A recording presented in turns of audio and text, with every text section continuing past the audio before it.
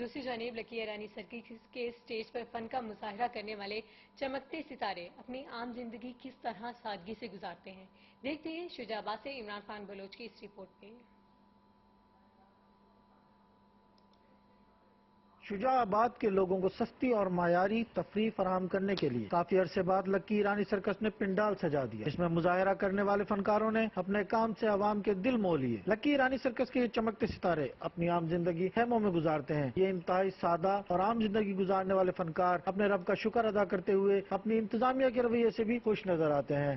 ایرانی سرکس کا شجاع آباد میں لگنا یہ میسج آتا ہے پورے پاکستان میں کہ پاکستان ایک پرامن ملک ہے، اس میں کوئی دہشت گردی کا خطرہ نہیں ہے، لوگوں کے لیے یہ تفریح پوائنٹ ہے، صاف ستھری اور معیاری سستی تفریح ہے شجاع آباد کے لیے۔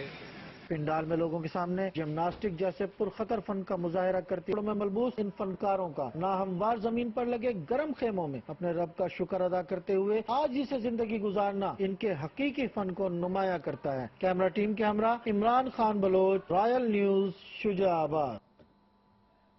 لاہور علامہ اقبال ٹاؤن مین بولیورڈ میں نجی شوز